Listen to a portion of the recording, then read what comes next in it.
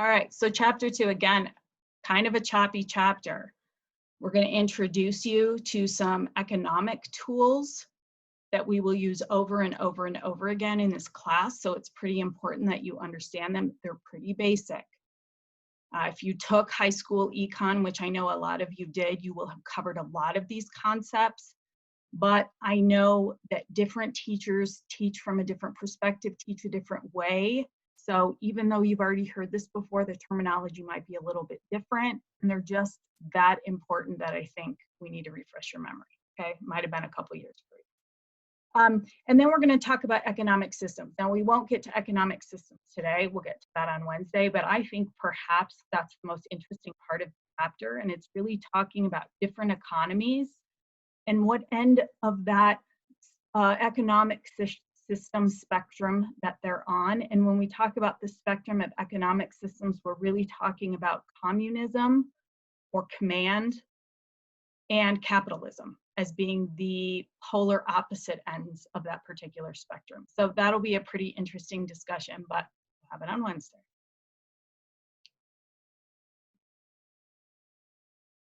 So the first thing we're going to talk about is opportunity costs. This is a pretty basic concept when it comes to making choices in economics, okay?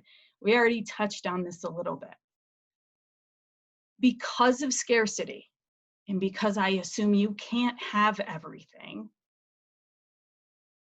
we have to make choices. Choices with our time, choices with our energy, choices with our money. And when you make a choice, one of the fundamental things that economics forces you to think about is that you had to give something else up. You passed on some other opportunity in terms of time, energy, or money that you now do not get back. You spend that 10 bucks, it's gone. You spend that energy, it's gone. You spend that time, it's gone. And the fact is, you gave something up. Chances are you gave a lot of different things up that you could have done. In economics, when we think about your opportunity cost, we only think about the opportunity cost, the cost of taking the opportunity that you took with your money, your time, your energy. We only consider the next best thing you would be doing. Because the fact is, in a single given 50 minutes of your time that you're going to be sitting in this class today, you can't do every other thing other than sit in class, but you could have made a different choice to do one other thing other than sit in class. When you spend that $10, you could have spent it on something else, but we can't consider everything you could have bought for that $10 because you can't buy everything for that $10. So when we think about what you gave up, we only consider the next best foregone alternative. A lot of students get this wrong. This will surely be a question on your exam. And some of you will be like, it's everything else I gave up. No, it's that one thing. So, for example, open up your chat box. What is the opportunity cost of coming to class today? I suspect I know what a majority of the answers are going to be.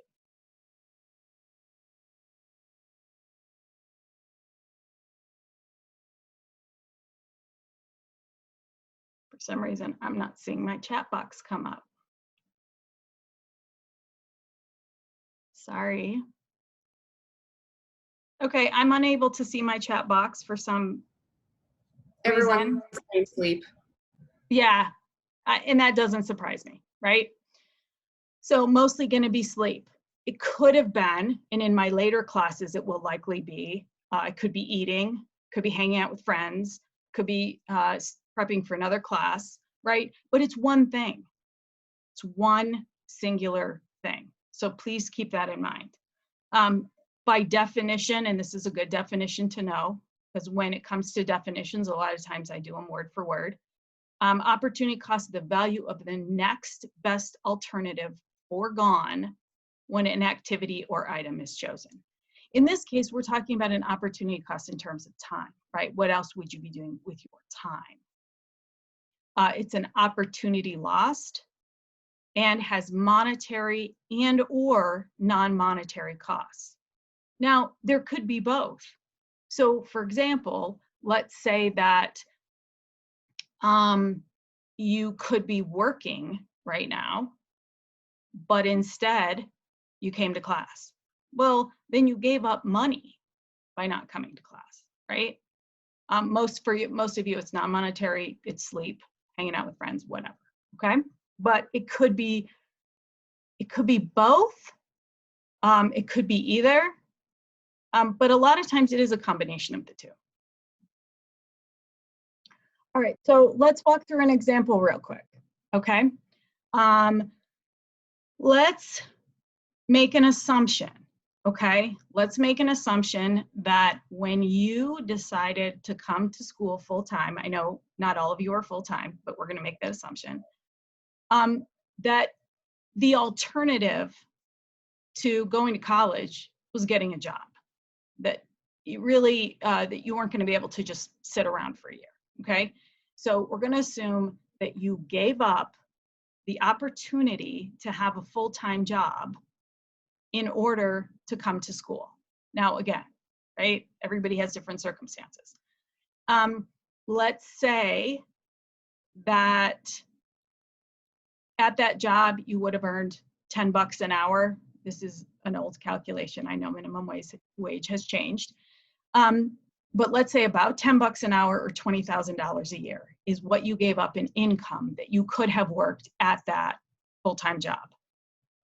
Now, let's say you get to campus, you get an on-campus job, you find a part-time job somewhere here in Flag doing something, and you're able to work 20 hours a week.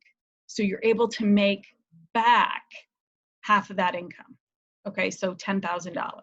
So I'm just working you through some of the numbers, and then we'll talk about the calculation, right?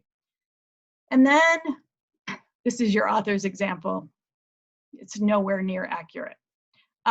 Plus the direct costs of going to college, you wish, right? Tuition, books, fees of $6,000 a year. The monetary opportunity costs of coming to college could be calculated using these numbers. You see this $20,000 here, that was foregone. Your next best thing was working. That was your next best thing, working full time, okay? So that's the $20,000 you gave up, minus the $10,000 you made back. We're trying to calculate what it costs you in terms of money to come to school instead of work, okay? So we can subtract that $10,000 because you made it back and it's no longer a cost of coming to school in terms of money, okay? And then we added the $6,000, giving us a monetary opportunity cost of coming to college of $16,000. Why did we not include room, so like rent, board, food, personal expenses, clothes, toiletries, whatever? Why didn't we include those in this calculation? Those are a normal standard cost of living. It would regardless happen. Great. You were going to have some of those same expenses anyway, right? And while those expenses might be different between Flagstaff and wherever you're from, could be cheaper in Flagstaff, but for a lot of you, Flagstaff's more expensive, right? We're going to assume that those are going to stay pretty standard across the board, okay? But you'd have them anyway, whether you were working or going to college, so we're not going to include those, right? How about some non-monetary opportunity costs of coming to college? Whether you physically came to Flagstaff, I know some of you are and some of you aren't, or just spending the time going to college, what are some of the non-monetary opportunity costs that we could add to this list? This is just monetary. I'm not sure I'm going to be able to see the chat box, so why don't you just unmute yourself? You all have non-monetary ones. Help me out here, folks. Being a full-time student requires more time of the week than a full-time job. Yeah, so what would you rather be doing with that time? What's the next best thing for you? I would just categorize it as free time. Yeah, free time. Okay, great. Good, we can do that. Yeah, less free time. What else? Being away from my family. Being away from your family. For some of you, it's a plus. For some of you, it's a minus, right? But yeah, being away from your family. What else?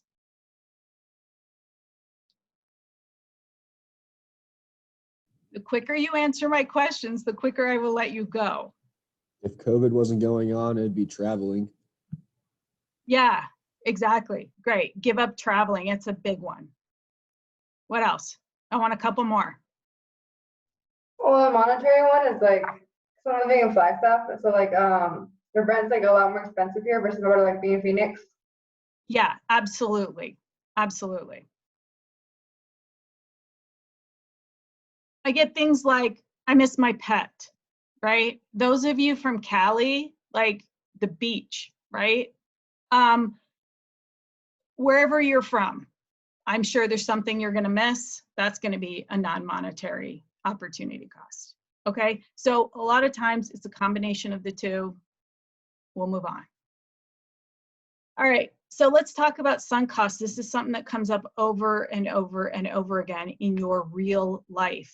And a lot of us approach this from a really inefficient perspective. A sunk cost, and here we know that cost can be money, time, and energy, right? It's a cost that already incurred. It's money you already spent. It's time you already spent. It's energy you already spent that cannot be recovered. People, you know who I'm talking to right now when I say you are in relationships in which there are a lot of sunk costs that keep you in that relationship, that you have an old car, right, that you keep having to put money into, and you're using that as a justification to keep it. There are a lot of different circumstances where people use a cost they've already incurred to justify continuing to sink time, money, and energy into that thing. This is a really old saying, and as the years go by, I realize how old it is, but this is something that like my parents would have said to me. You're throwing good money after bad. Like if you put a new transmission in that vehicle and 2 weeks later the engine goes, the transmission and the money you spent on it actually is totally irrelevant because that's money you're not going to get back. You already spent it. That was a decision you made in the past. And really the only thing that matters are present decisions and future decisions. And so in economics, the decisions that you made in the past, we actually do not use as any sort of basis for the decision that we're making currently or the decision that we make into the future. Food for thought, right? I see people do this all the time. Use sunk costs as a basis for making current and future decisions. All right, this is one of the most important things from this chapter. And for some of you, it's the most difficult. Comparative advantage is one of the most important concepts in economics when we think about who produces what. There's a reason that there are things we produce here in the United States, and there are reasons we don't produce certain things here in the United States. And it's based on comparative advantage, which is by far one of the most important economic concepts there is in terms of production and trade. You and I will all specialize in the task in which we are best suited to do. Mine is teaching economics.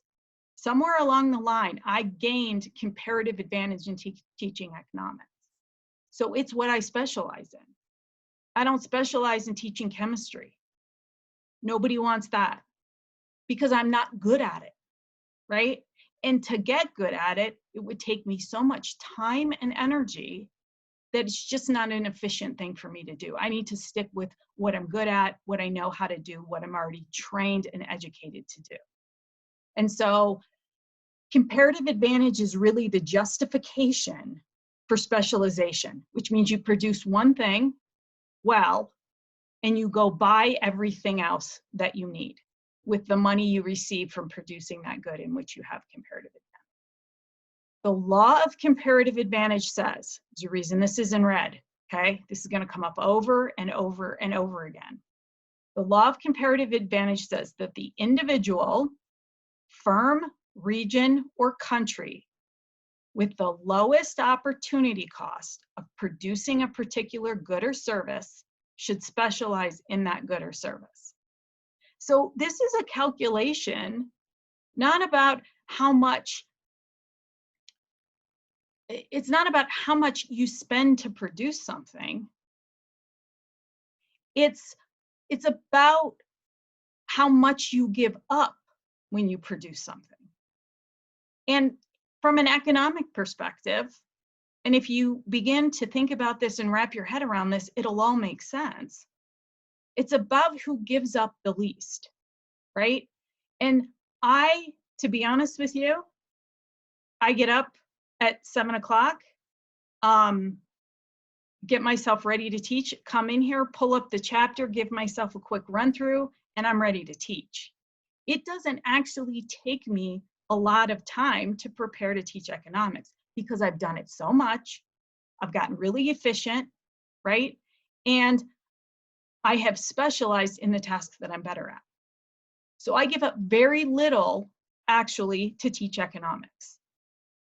Now, if I picked on one of you and said, you need to teach chapter 3, it would take you probably between now and the time and Friday to even begin to be partially prepared to teach chapter 3.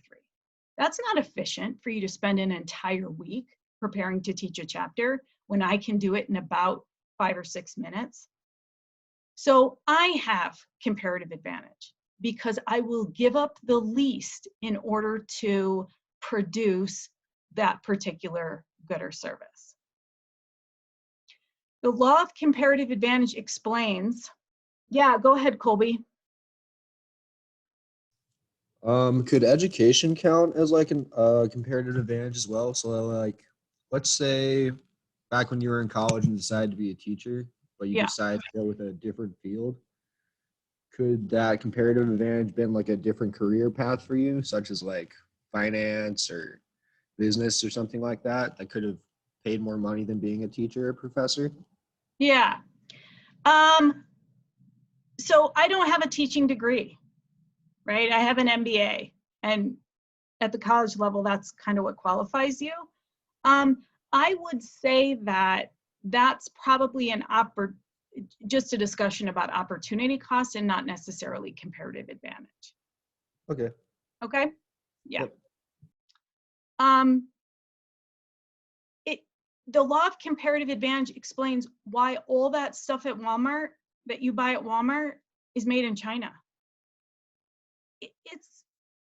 It's because for the US economy to produce really cheap, inexpensive consumer goods, we have to give up our labor to that instead of Americans doing more valuable, higher valued functions. If we spend our labor making that sort of, as Americans, making that sort of disposable, cheap stuff, it's not cost effective. You and I wouldn't be able to afford American-made household goods. We just wouldn't. But what it does is it deprives the US economy from using that labor to do something more valuable, which before COVID hit, COVID's a totally different animal, but before COVID hit, we were at full employment. We had run out of labor here in the United States.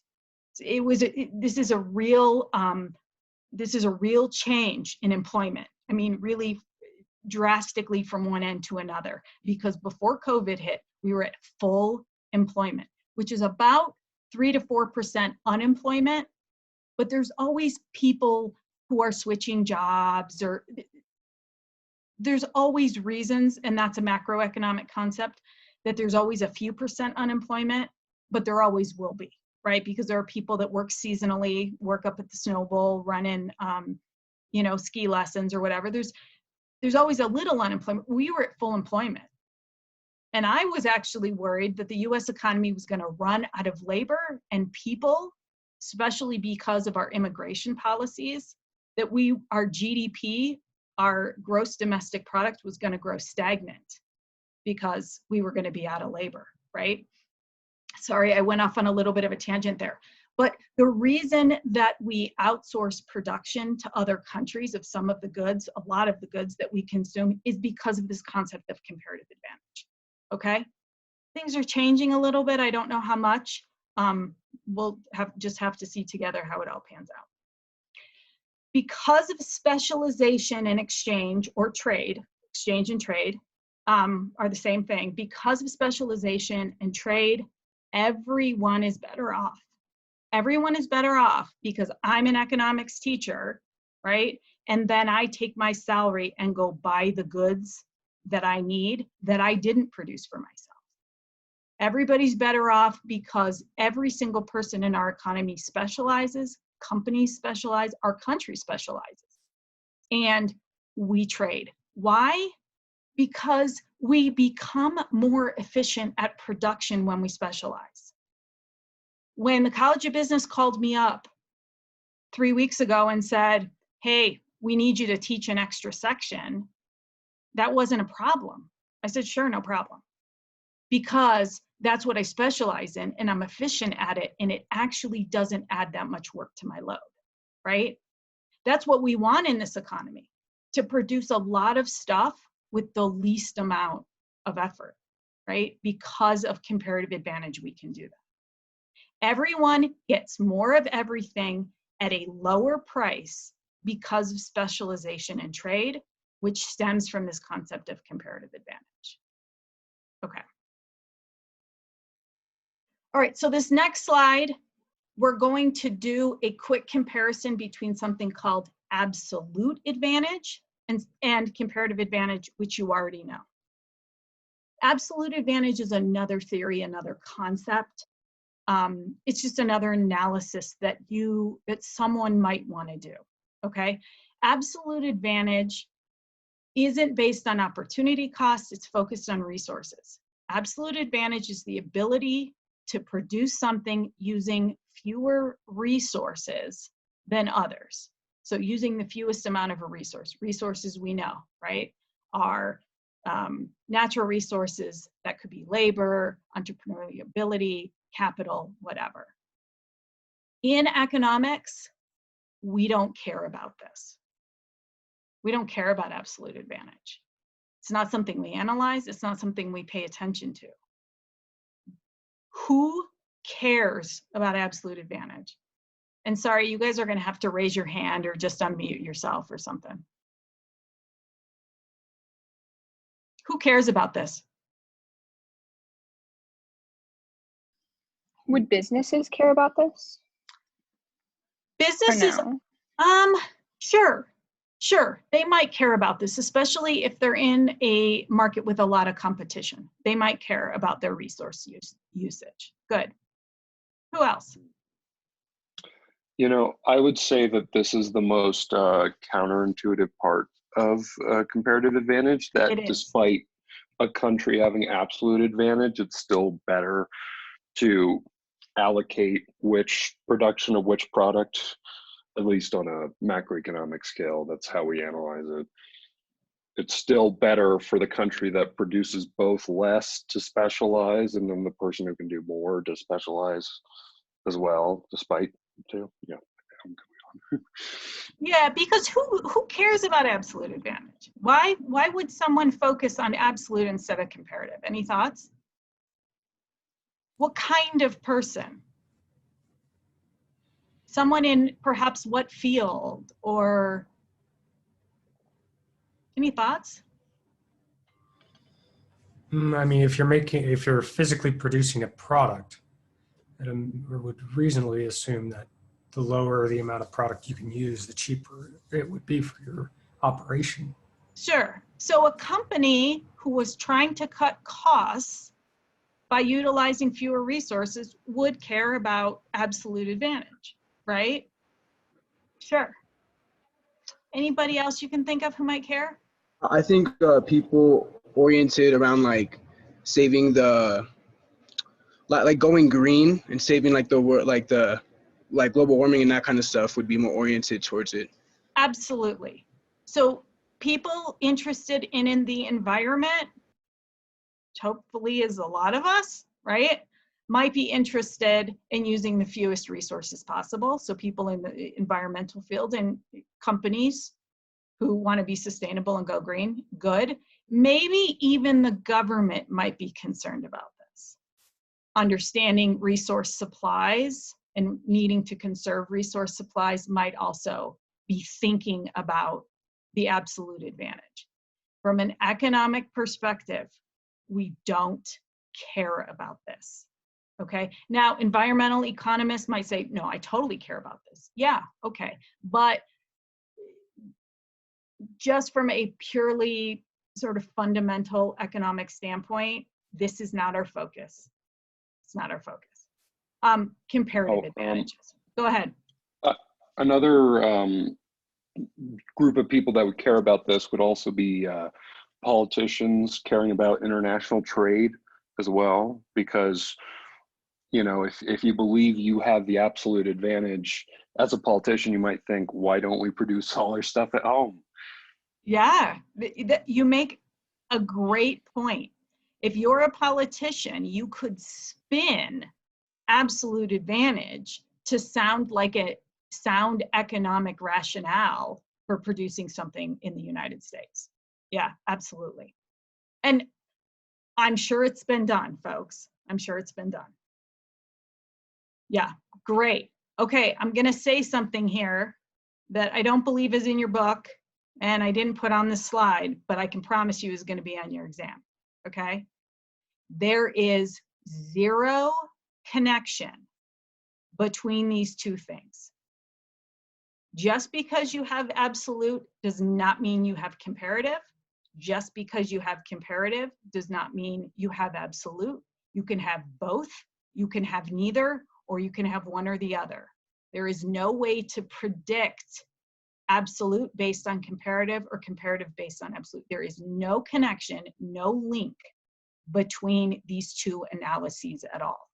So if I were to say to you, Nancy Baca has absolute advantage in the production of sweaters, do you know if I have comparative advantage or not? You have no idea. Just because I have comparative advantage in the production of economics education says nothing about whether I have absolute advantage or not, okay? No link between the two. All right. All right, so we're gonna go on to this little calculation here. Students struggle with this, okay? It's not the math that's difficult. It's just wrapping your brain around all the different pieces of this comparative advantage calculation, okay? I'm gonna go through it slowly on a piece of paper that I'm going to have next to me on the screen, okay? And then at some point, I'll go full screen with it and you can take a picture of the math if you need to, but I suggest you pull out a piece of paper right now and you try and follow through this with me, okay? Again, I made the math easy so that the math wouldn't be an issue, but it's keeping track of all your numbers and making sure you understand what you're calculating, okay? We're gonna calculate comparative advantage right now. So let me tell you what you're looking at here.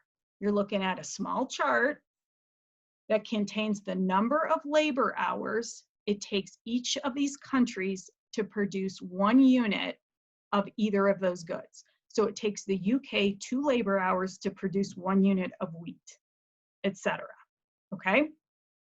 We have to make an assumption here that these 2 countries only produce these 2 goods. In reality, each of these countries produces thousands of goods. We're keeping the math simple because it's the concept I need you to understand. Okay? All right. So let me set up my little chart here, and then we'll go through the math to see if we can figure out who has comparative advantage. Some of you, and it really depends on how you process information, some of you already know, but a lot of you don't. So we're going to go through it, okay? So you can see here next to me, I've set up, okay, hang on. I've set up a similar chart, right? UK, US, wheat, and cloth. Let's do wheat first. If these countries produce wheat, their opportunity cost comes in terms of what? What do they have to forego to produce wheat?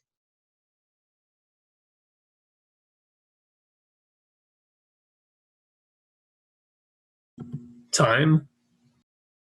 Time that they could be what? Producing cloth. Thank you, producing cloth. They only produce 2 goods.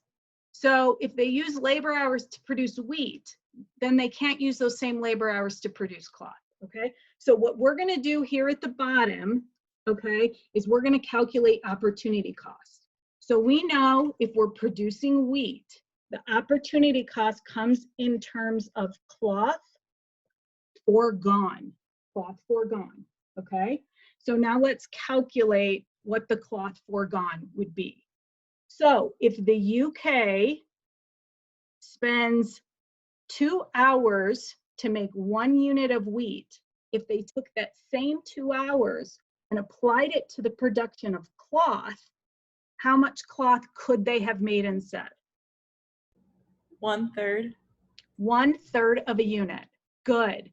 Does everybody see that? That it takes 6 units to, or I'm sorry, 6 labor hours to produce 1 unit of cloth in the UK? 2 of 6 is 1/3. Good. Okay. So 1/3 of a unit of cloth is the opportunity cost of producing wheat in the UK. So now let's do it for the US, okay?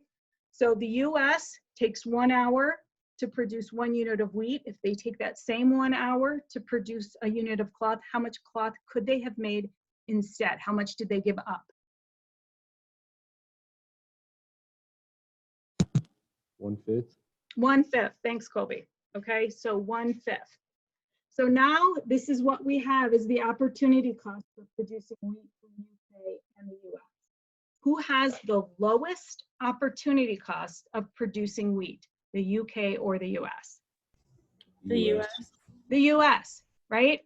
And so the US has comparative advantage in the production of wheat. Okay? Okay. Who had absolute advantage of producing wheat? The United States. The United States did as well, because look, it only took 1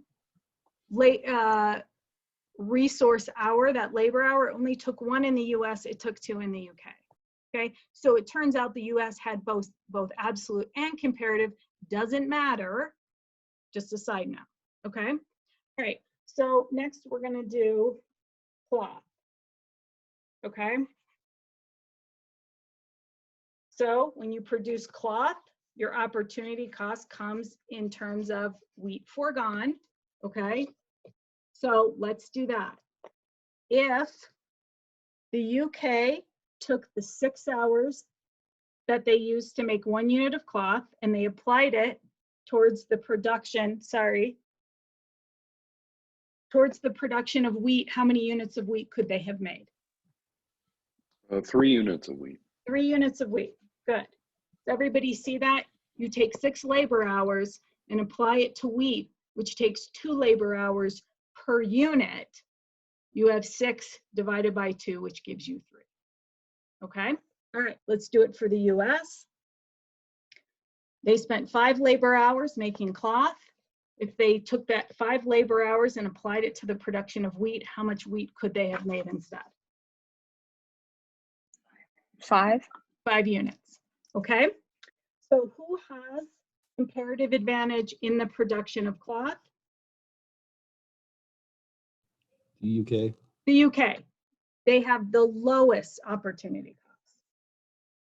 So in this world, with these economies, the US should specialize in the production of cloth, only make cloth, okay?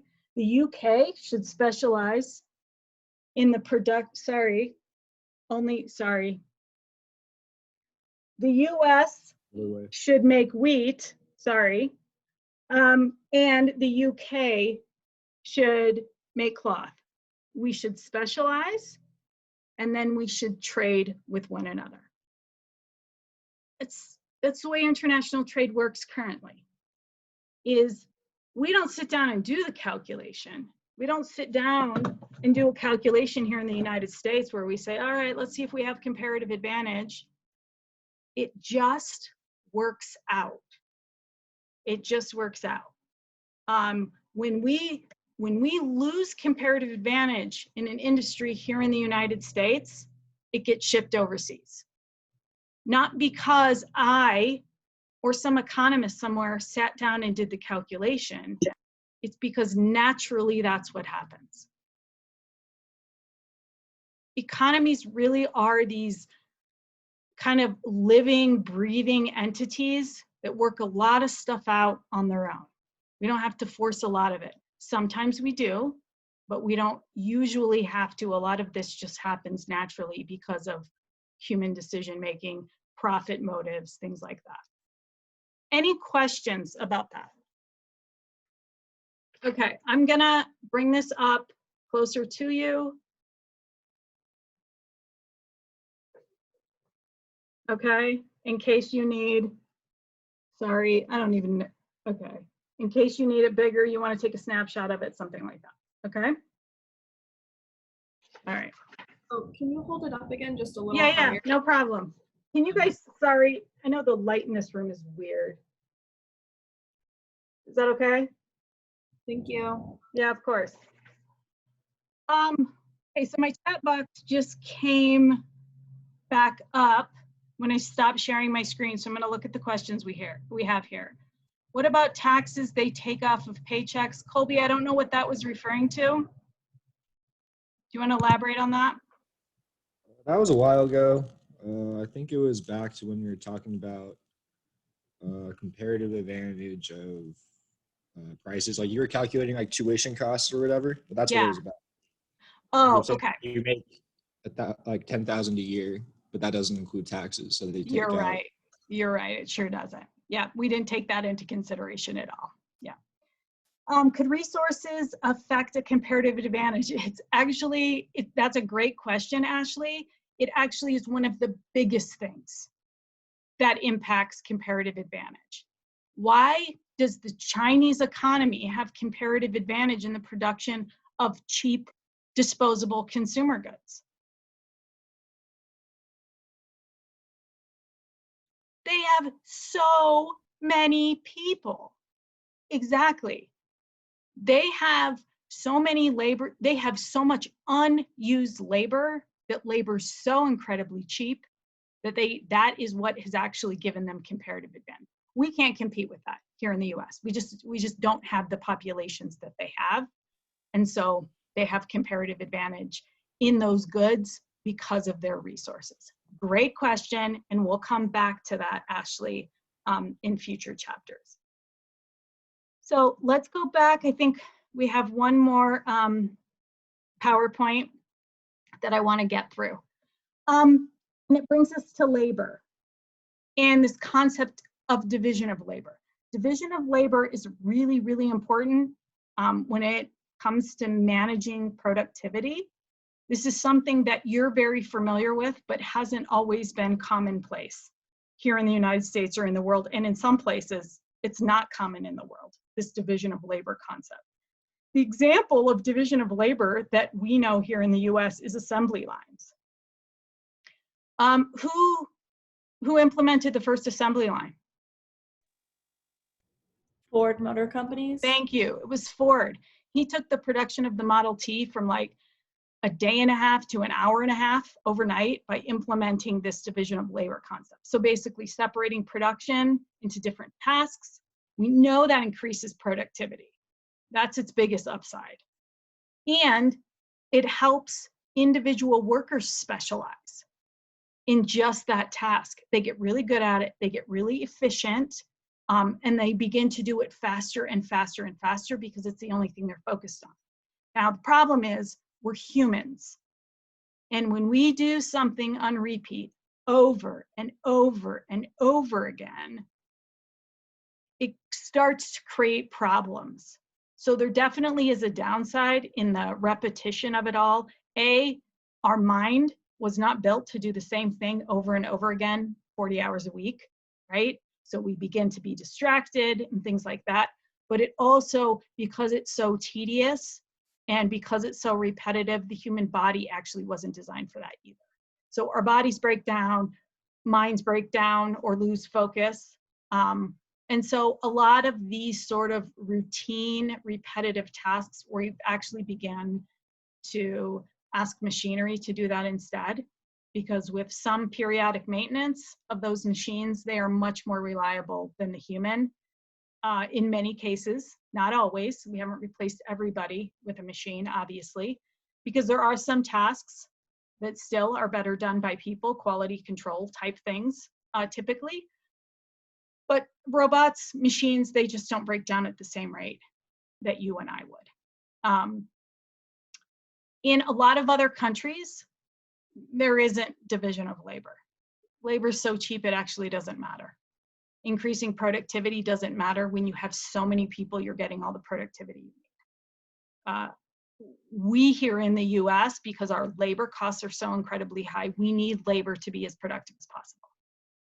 And so in order to maximize that, this division of labor concept is really what we use to keep any comparative advantage that we possibly have. That's where I'm going to break for today.